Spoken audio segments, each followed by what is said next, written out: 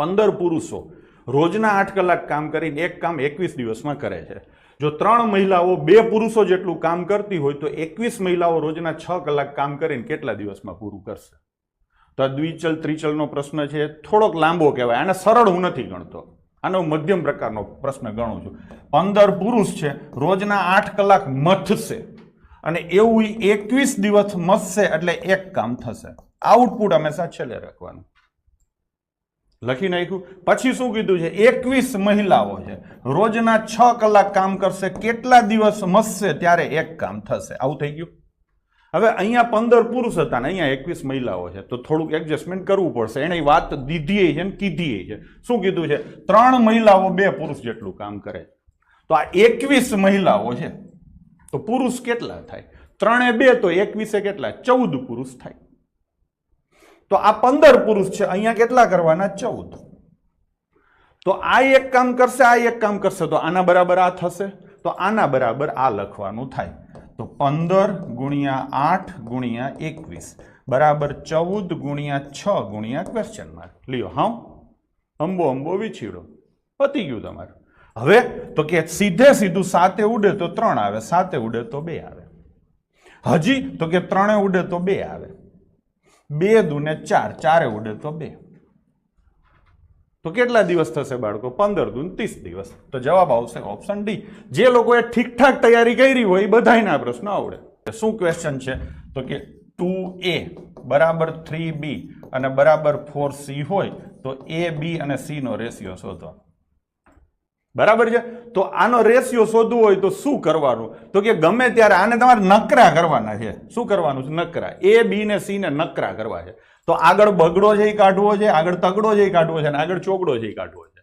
તો 2, 3 ને 4 નો તમારે બાળકો સીધે સીધો લસા લેવાનો થાય કાઢવો હોય ત્યારે। તો 2, 3 ને 4 નો લસા કેટલો થશે? 12। એટલે આખા ગામને તમે 12 થી ભાગશો। 2a ભાગ્યા 12 બરાબર 3b ભાગ્યા 12 અને બરાબર 4c ભાગ્યા 12। ખાસ જોજો, હું તો એમ કહું છું આરએમસી નું તો પતી ગયું, હવે તમારે ધ્યાન દેવાનું છે કોન્સ્ટેબલ માટે, એટલે કહું છું ખાસ જોજો, આવું જ લેવલ હશે એ પાક્કું છે। હા હોય 2-4 પ્રશ્નો વિકૃતિ આવે તો એના કારણે કઈ નક્કી ન કરી લે પેપર આવું હતું, બરાબર છે? ચલો, તો હવે 2 ભાગ્ય તો કેટલા આવે? 6, 3 ભાગ્ય તો કેટલા આવે? 4 અને 4 ભાગ્ય કેટલા આવે? 3। તો આ સીધો રેશિયો મળી ગયો। ઉપર એબીસી છે, નીચે 6, 4, 3 છે। તો જવાબ આવશે બાળકો તમારો ઓપ્શન સી, 6, 4, 3।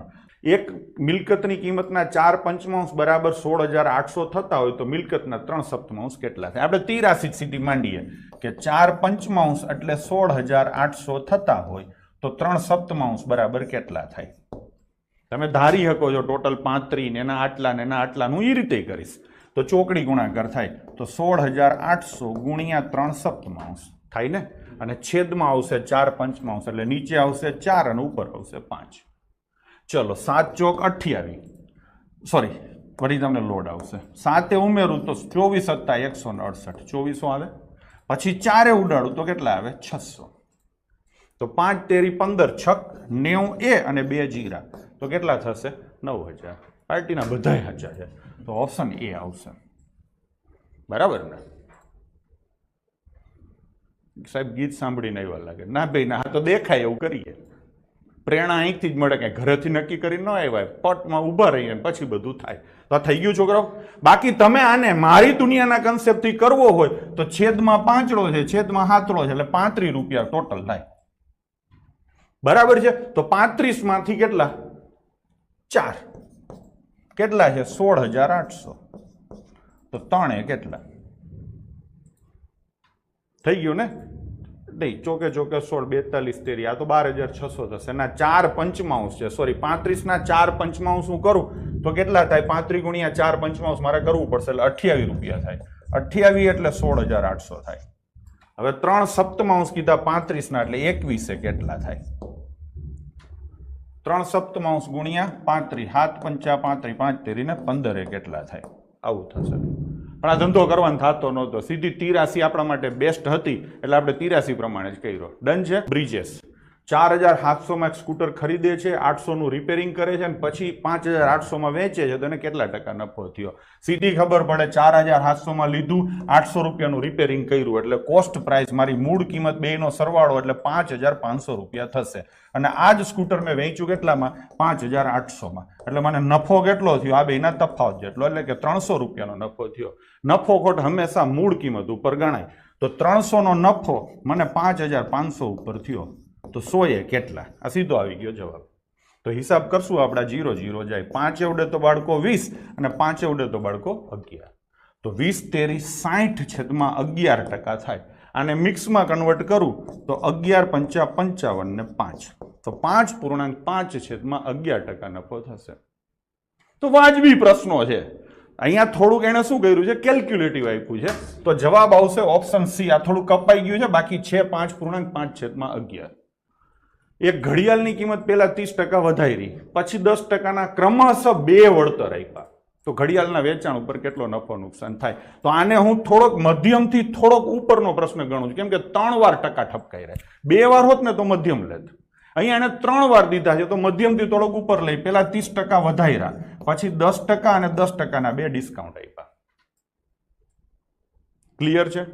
તો પેલા આ હિસાબ કરી લેવાય. -10 ને માઇનસ પ્લસ 1 થાય. 10 ગુણ્યા 10. હું મોઢે કરું છું, પછી શાંતિથી બીજી રીતે કરાવું છું, તમે સમજી શકો એ રીતે. આ જેને મહેનત વ્યવસ્થિત કરી છે એના માટે છે. -10 માઇનસ પ્લસ 10 ના 10 એટલા થઈ ગયું.